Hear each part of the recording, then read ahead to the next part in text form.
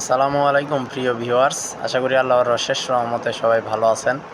দেশ এবং প্রবাস থেকে যারা আমাদের ভিডিওটা দেখছেন সবাইকে ধন্যবাদ জানাচ্ছি।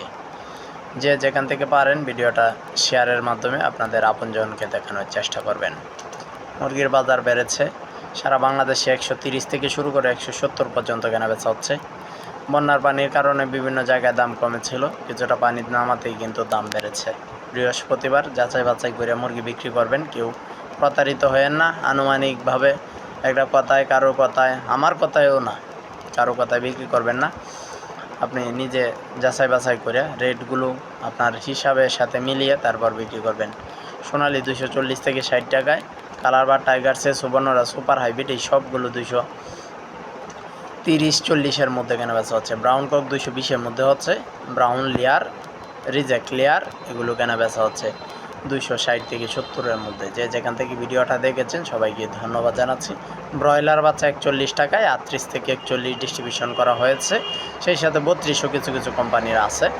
আর সোনালিটা কেনা বেচা হয়েছে 30, হাইব্রিডটা কেনা বেচা হয়েছে 43, কালার বা টাইগারসে সুবর্ণরা 60 থেকে 50 থেকে 60 টাকার মধ্যে বিভিন্ন জায়গায় আলাদা আলাদা রেটে কেনা বেচা হয়েছে।